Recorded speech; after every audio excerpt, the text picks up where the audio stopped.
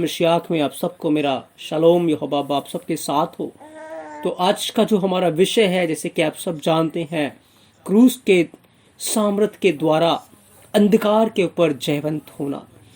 आज इस विषय के ऊपर हम अपना ध्यान केंद्रित करेंगे, लेकिन आए उससे पहले हम इज़राइल के लिए, यरूशलेम के लिए प्रार्थना करें कि मेरा यहोवा अब्बा इज़राइल को, यरूशलेम को शलोम की आशीषें दे और इज़राइल की जो खोई हुई भेड़ें हैं वह यीशु मसीह के नाम से बचाई जाए और यहोवा का राज्य इस दुनिया में आने पाए, यीशु मसीह के नाम से आमीन।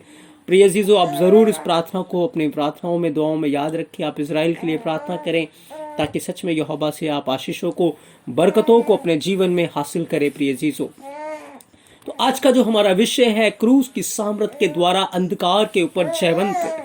आज इस विषय के ऊपर हम अपना ध्यान केंद्रित कर रहे हैं और ये विषय बहुत ही इंटरेस्टिंग है, बहुत ही सामर्थ से भरा हुआ है। और जब आप इन सारी बातों को बड़े ध्यान से सुनेंगे और इसे अपने जीवन में लागू करेंगे, तो याद रखें, जब कठिन समय में आप गुजरेंगे या जब आप अपने जीवन के अंदर ऐसी परेशानियों से गुजरेंगे, तो याद रखिए, वचन आपको उस समय उन अंधकार की बातों के ऊपर जयवंत करेगा। याद रखें, प्रकाशित वाक्य के अंदर एक घटना, एक बात लिखी हुई है कि एक औरत है, जब आप 12 अध्याय के अंदर पढ़ते हैं, उसको प्रसव की पीड़ा लगी हुई है और बाइबल का इतिहास बताता है कि जो वो औरत है वो कलीसिया की ओर इशारा करती है, कलीसिया की ओर वो दिखाती है। और जो उसको पीड़ा लगी है, एक बच्चे को वो जन्म देने पर है, वो पवित्र आत्मा के फलों की ओर इशारा करता है, यानी कि यीशु मसीह की ओर इशारा करता है। याद रखें, दुष्ट की सेना उसके पीछे है, उसको सता रही है, लेकिन लिखा है वो जंगल के अंदर भाग गई। जंगल अलगताई की ओर इशारा करता है।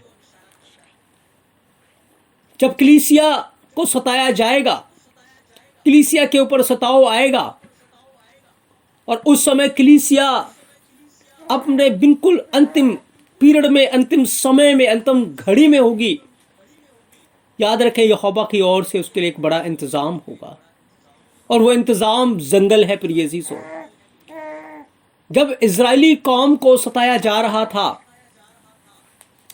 तो इजरायली कौम के लिए यहोवा ने जो इंतजाम किया वो जंगल के अंदर किया। और जंगल के अंदर यहोवा से इजरायली लोगों की मुलाकात हुई और वहां यहोवा ने उनको अपनी आशीषों से, अपनी बरकतों से उन्हें भरपूर किया, उनके लिए एक बड़ा इंतजाम किया जंगल के अंदर। प्रिय अजीजों, तो प्रकाशित वाक्य 12 अध्याय के अंदर उस कलीसिया के लिए यहोवा इंतजाम कर रहा था। और याद रखें, उसने जो बच्चा जन्म दिया वो यहोवा के पास पहुंचा दिया गया। याद रखें, जब तक हमारे जीवन के अंदर से यीशु मसीह का जन्म नहीं होगा, हमारे अंदर से यीशु मसीह नजर नहीं आएंगे, हम यहोवा के राज्य में नहीं पहुंच पाएंगे। क्योंकि हमारे अंदर यीशु मसीह का जन्म होना, हमारे जीवन के द्वारा यीशु मसीह नजर आना बहुत ज्यादा जरूरी है। प्रिय अजीजों, यहोवा आपको बहुत सारी आशीषें और बरकतें दे। तो हम अपने विषय को शुरू करते हैं। जब आप कुलसियां 2 अध्याय 15 वचन को पढ़ते हैं, लिखा है, यीशु मसीह ने प्रधानताओं का, अधिकारों का अपने ऊपर से उतार कर उनका खुल्लम खुल्ला तमाशा बनाया और क्रूस के कारण उन पर जय जयकार की ध्वनि सुनाई। यीशु मसीह ने एक बड़ी फतह को, बड़ी जय को क्रूस के द्वारा हासिल किया। और याद रखें, आप भी क्रूस के द्वारा उस बड़ी जय को हासिल कर सकते हैं। क्रूस एक बहुत बड़ी सामर्थ है जिसके द्वारा एक चर्च, विश्वासी जयवंत हो सकता है। प्रिय अजीजों, जय को हासिल कर सकता है। आज हम क्रूस के विषय में जाने, सीखे क्रूस के अंदर क्या कुछ रहस्य, भेद छुपा हुआ है। प्रिय अजीजों, याद रखें, अंधकार के ऊपर जयवंत होने के लिए प्रकाश की जरूरत है। प्रकाश अंधकार को हरा देता है, खत्म कर देता है। क्योंकि वचन के अंदर जब आप पढ़ते हैं तो लिखा है कि जो प्रकाश है वो अंधकार में चमकता है। तो इब्रानी भाषा के अंदर एक शब्द है और का अर्थ है प्रकाश, ज्योति। उसके अंदर 3 अल्फाबेट इब्रानी भाषा के इस्तेमाल हुए हैं, वो है आलिफ, वाव और रेश। आलिफ का अर्थ है कुर्बानी, यहोवा की कुर्बानी। वाव का अर्थ है कीलों के द्वारा, क्रूस के ऊपर कीलों के द्वारा और रश का अर्थ है सिर, यानी कि सोचना। जब एक इंसान यीशु मसीह की कुर्बानी के विषय में सोचता है तो यीशु मसीह की कुर्बानी उसके जीवन के अंदर से अंधकार को, पाप के अंधकार को खत्म कर कर यहोवा की ज्योति को उसके जीवन में ले आता है प्रिय जीसो। और वो ज्योति को ले आता है, और ज्योति जब आती है तो अंधकार खत्म हो जाता है, अंधकार चला जाता है प्रिय जीसो। तो हम इन बातों को सीख रहे हैं, हम इन बातों को जान रहे हैं। मेरा यहोवा आपको बहुत सारी आशीषें और बरकतें दे प्रिय जीसो।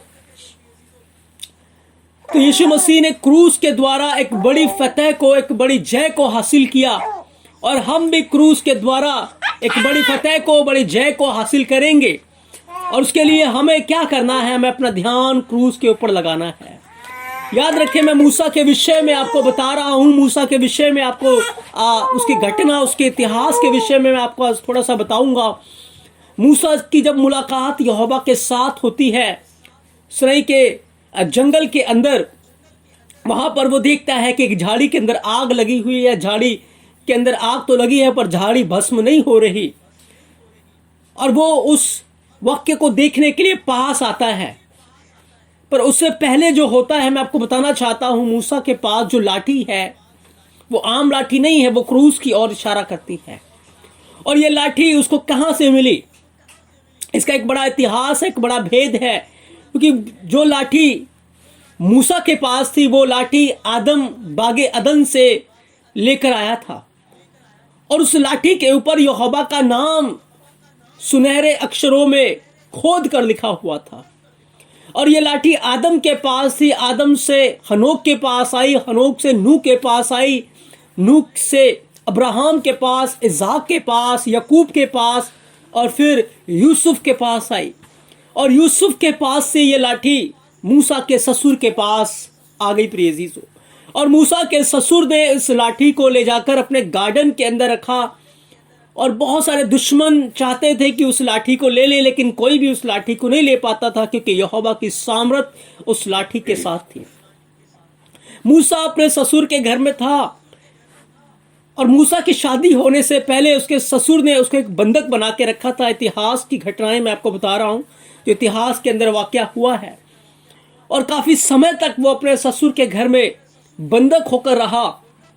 लेकिन जब उसके ससुर ने देखा कि ये वफादार इंसान है, तो उसके ससुर ने उसको छोड़ा और उसकी शादी अपनी बेटी सिपोरा के साथ कराई। और वो उस गार्डन के अंदर एक दिन टहल रहा था कि तब उसकी नजर उस लाठी के ऊपर गई, और उसने जाकर उस लाठी को ले लिया, और वो लाठी मूसा के पास आ गई। वो लाठी यहोवा की लाठी थी। और जब ससुर ने देखा कि इस लाठी मूसा ने ले लिया, तो बहुत आश्चर्यचकित हो गया, क्योंकि कोई भी उस लाठी को नहीं ले सकता था। अब उस लाठी को लेने के बाद मूसा एक आम मूसा नहीं रहा, मूसा बदल चुका है, क्योंकि मूसा के साथ यहोवा की उपस्थिति, यहोवा की प्रेजेंस है। अब उस लाठी को लेकर वो भेड़ बकरियों को चढ़ा रहा था, और उस जंगल के अंदर जब वो गया, उसकी मुलाकात यहोवा से होती है।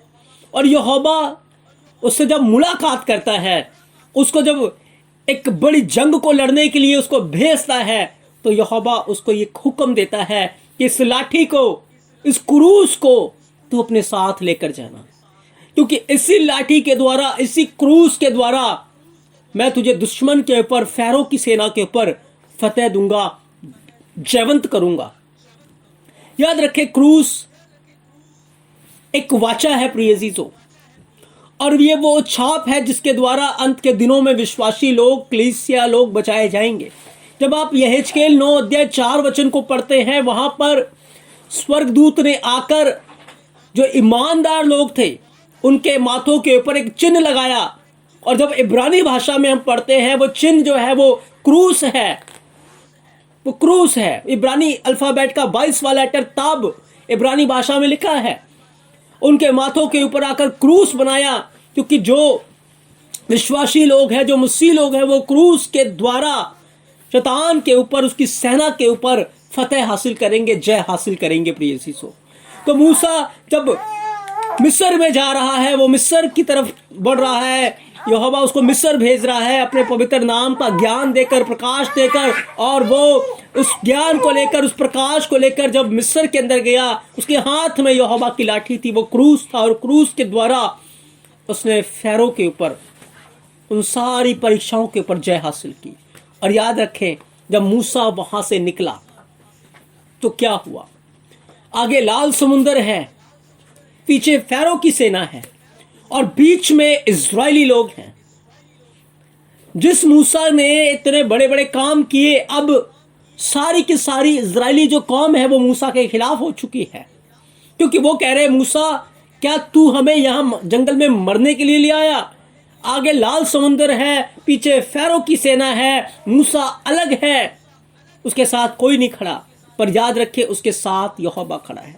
याद रखें, जब आप वाचा में रहेंगे, आप क्रूस को उठाएंगे, तो कोई आपके पास नहीं होगा, कोई आपके साथ खड़ा नहीं होगा। ये सफर जो है वो दर्द से भरा हुआ है, पीड़ा से भरा हुआ है, शारीरिक रीति से।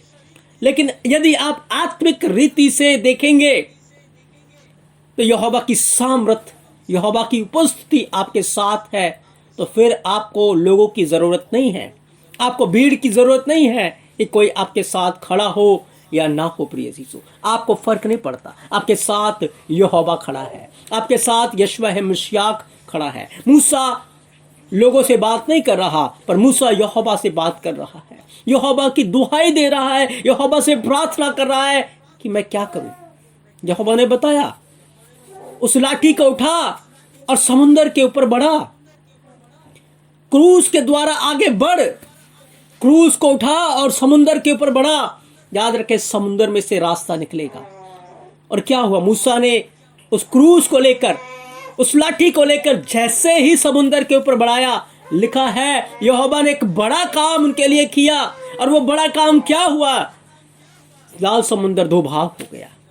याद रखें, जब आप वाचा में रहेंगे, आप वाचा में चलेंगे, क्रूस को उठाए रहेंगे, क्रूस को उठाकर चलेंगे, आपके साथ लोग तो खड़े नहीं होंगे, आपके साथ हो सकता है आपका परिवार तो खड़ा नहीं होगा, लेकिन याद रखें, यहोवा आपके साथ खड़ा होगा, यीशु मसीह आपके साथ खड़ा होगा। और लाल समंदर भी क्यों ना हो सामने, वो भी दो भाग हो जाएंगे, उसमें से भी रास्ता निकल जाएगा।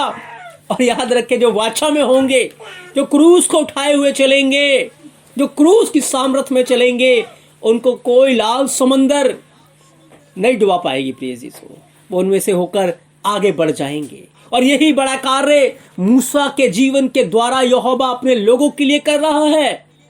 क्रूस की सामर्थ के द्वारा उन्होंने मौत के ऊपर जय पाई। वहां पर आगे भी मौत थी और पीछे भी मौत थी, उनको हर जगह अपनी मौत नजर आ रही थी। और वो सोच रहे थे कि बस अब कुछ समय में हम खत्म हो जाएंगे, मर जाएंगे। लेकिन क्या हुआ? जैसे ही क्रूस आगे आया, वैसे ही मौत जीवन में बदल गई। प्रिय यीशु, बस ऐसा ही होगा जब आप क्रूस उठाए रहेंगे, आप वाचा में चलेंगे, आप यीशु मसीह में बने रहेंगे। लोग आपसे नफरत करेंगे, संसार आपसे वैर करेगा, क्योंकि उन्होंने यीशु मसीह से वैर किया। और यीशु मसीह ने कहा कि जब संसार तुमसे वैर करेगा, तुम घबरा मत जाना, क्योंकि उन्होंने पहले मुझसे वैर किया है, पहले उन्होंने मुझसे नफरत की है, तुमसे भी करेंगे। पर याद रखें, कोई आपके साथ खड़ा हो या ना हो, यहोवा जरूर खड़ा है। यीशु मसीह आपके साथ खड़ा है। चाहे कितनी भी आंधी आए, तूफान आए, और सामने कैसा भी अंधकार हो, क्रूस की सामर्थ उस समय आपको जयवंत कर देगी। प्रिय यीशु, जैसे मूसा के लिए एक बड़ा कार्य हुआ है, आपके लिए भी होगा। प्रिय यीशु, क्या हुआ? इस्राएल लोग आगे बढ़े। जब वो आगे बढ़े, खूब आराधना हो रही है, खूब प्रार्थना कर रहे हैं, भजन गा रहे हैं, कीर्तन कर रहे हैं, यहोवा की स्तुति कर रहे हैं कि यहोवा ने इतने बड़े बड़े काम किए। लेकिन क्या हुआ? 3 दिन तक उनको पानी नहीं मिला। और जब पानी नहीं मिला, फिर कुड़कुड़ाने लगे कि अब हम क्या पिएंगे। उनको एक सोता मिला, और उस सोते का पानी भी कड़वा था। प्रिय यीशु, और उस पानी को पी नहीं सकते थे। जो उस पानी को पिएगा वो मर जाएगा, क्योंकि पानी बहुत खारा है, बहुत कड़वा है। वहां भी एक मौत उनको नजर आ रही है। क्या हुआ? यहोवा ने मूसा को बताया, एक लकड़ी ले, एक पौधा ले, उसको लेकर उस पानी में डाल दे। पानी क्या हो जाएगा? पानी मीठा हो जाएगा। वहां वो जो लकड़ी है वो क्रूस की ओर इशारा करती है। वहां भी क्रूस है। क्रूस को लेकर जब खारे पानी के अंदर डाला गया, खारा पानी मीठा हो गया, बदल गया वो। जब आप निर्गमन 15 अध्याय 23 वचन में पढ़ते हैं, याद रखे, पानी इंसान का जीवन है। क्रूस यहोवा की सामर्थ है, यहोवा की वाचा है। जब क्रूस इंसान के खारे जीवन के अंदर आएगी, वो खारा जीवन मीठा होकर बदल जाएगा। मौत जीवन में तब्दील हो जाएगी। वो खारा पानी मीठे पानी में बदल गया। प्रिय चीजों, क्रूस की सामर्थ, क्रूस की सामर्थ करेगी। आपके जख्म चाहे कितने भी गहरे क्यों ना हो, आपके सामने कितनी भी बड़ी प्रॉब्लम्स क्यों ना हो, क्रूस की सामर्थ आपको हर अंधकार की ताकत के ऊपर जयवंत कर देगी। प्रिय चीजों, ये घटनाएं, ये बातें यहोवा मूसा के जीवन में कर रहा था, जिनको अभी तक हमने देखा है। अब हम अपना ध्यान लगाएं, यीशु मसीह के साथ क्या हुआ। यीशु मसीह के साथ क्या हुआ? जब आप इब्रानिया 12 अध्याय 2 पढ़ते हैं, वचन कहता है, विश्वास के कर्ता और सिद्ध करने वाले यीशु मसीह की ओर ताकते रहो, जिसने उस आनंद के लिए जो उसके आगे धरा था, लज्जा की कुछ चिंता ना करके क्रूस का दुख सहा और सिंहासन पर यहोवा के दाहिने हाथ जा बैठा। प्रिय चीजों, याद रखें, यीशु मसीह ने अपने जीवन काल में बताया था कि मुझे यहोवा का काम दिन ही दिन में करना है। एक भयानक रात आने वाली है और उस भयानक रात में कोई भी काम नहीं हो पाएगा। वो भयानक रात मौत की ओर इशारा कर रहा था। मौत जिससे आज हर कोई डरता है, हर कोई डरता है, मरने से हर कोई डरता है। लेकिन मसीह लोगों के लिए मरना लाभ है। मसीह लोगों के लिए मरना लाभ है, उनके लिए फायदा है, उनके लिए नफा है। मौत से हर कोई डरता है और यीशु मसीह भी अपनी मौत की ओर इशारा कर रहे थे। और जैसे जैसे वो मौत की घड़ी पास आ रही थी, यीशु मसीह प्रार्थना कर रहे हैं, पिता हो सके तो ये प्याला मुझसे टल जाए, पर मेरी नहीं तेरी मर्जी पूरी हो। याद रखे, उस समय एक बड़ा कलेश, बड़ी पीड़ा यीशु मसीह के ऊपर आ गई। कोड़े पड़ने हैं, मुंह के ऊपर थूका जाएगा, दाढ़ी के बाल नोचे जाएंगे, अपमान किया जाएगा और बुरी तरीके से मारा जाएगा। क्रूस के ऊपर यीशु मसीह को लटका दिया जाएगा और वो अपने प्राणों को क्रूस के ऊपर देगा। प्रिय चीजों, लेकिन यीशु मसीह क्रूस के ऊपर क्या कर रहे थे? हम फिजिकल रीति से देखें कि यीशु मसीह क्रूस के ऊपर अपमान सह रहे थे, दुख सह रहे थे, पीड़ा सह रहे थे, लेकिन आत्मिक रीति से क्या हो रहा था? वो प्रधानताओं को, अधिकारों को अपने ऊपर से उतार कर, वचन कहता उनका खुल्लम खुल्ला तमाशा बना रहा था और क्रूस के द्वारा उनके ऊपर जय जयकार की ध्वनि सुनाई जा रही थी। क्या होगा? मसीह कलीसिया को जब संसार के लोग या दुष्ट के लोग सताएंगे, उनका अपमान करेंगे, उनको बुरा भला कहेंगे, उनको शर्मिंदा करेंगे, उनको मारेंगे या उनके साथ जो भी बदसलूकी की जाएगी, आप क्या सोचते हैं? क्या वो मर जाएंगे? क्या वो खत्म हो जाएंगे? क्या उनकी कहानी खत्म हो जाएगी? नहीं प्रिय जीजो, जब वो क्रूस की सामर्थ के ऊपर अपना विश्वास बनाए रखेंगे कि जिस वादी से यीशु मसीह गुजरा है उसी वादी से हम गुजर रहे हैं, जो काम यीशु मसीह ने किया वही काम हम कर रहे हैं, वहां पर हम डाउन नहीं हो रहे, वहां पर हम खत्म नहीं हो रहे, लेकिन हम जय प्राप्त कर रहे हैं। जिस प्रकार से यीशु मसीह ने अंधकार की ताकतों को अपने ऊपर से उतार कर उनका खुल्लम खुल्ला तमाशा बनाया, हम भी उस समय दुष्ट के ऊपर, शैतान की सारी चालों के ऊपर, उसकी हुकूमतों के ऊपर क्रूस के द्वारा उस समय फतह को हासिल कर रहे होंगे। हम मरेंगे नहीं, पर जब हमारे प्राण निकलेंगे हम महिमामय रूप में बदल जाएंगे। हम यहोवा के राज्य में जाने के लिए प्रिपेयर हो जाएंगे और उठा लिए जाएंगे। संसारिक रीति से देखें तो उस समय अपमान, लेकिन आत्मिक रीति से देखें तो अंधकार की ताकत के ऊपर हम जयवंत हो रहे हैं, दुष्ट की ताकत के ऊपर जयवंत हो रहे हैं और हम यीशु मसीह के पास जाने के लिए प्रिपेयर हो रहे हैं। उसके पास जाने के लिए हमारा समय बहुत निकट है। फिजिकल रीति से देखे स्टुफनुस पत्थरों सहरा, दुख सहरा, पीड़ा सहरा, लेकिन आत्मिक रीति से देखे वो उनके पर जय प्राप्त कर रहा है, वो यहोवा के रचे में जा रहा है। आप किस तरीके से देखेंगे? क्रूस के सामर्थ के द्वारा। याद रखें, हर क्लेश, हर पीड़ा आपके लिए एक जय को हासिल कर रही है, जय को लेकर आ रही है। प्रिय यीशु क्रूस के द्वारा, जब आप अपनी आंखें लगा के रखेंगे कि यीशु मसीह ने क्रूस के द्वारा कैसे दुष्ट के ऊपर जय हासिल की है, आप भी क्रूस की सामर्थ के द्वारा एक बड़ी जय को हासिल करेंगे। प्रिय यीशु पर अपना ध्यान पिता के दाहिने हाथ लगा के रखे, यीशु मसीह की ओर लगा के रखे और प्राण देने तक विश्वास योग्य रहे।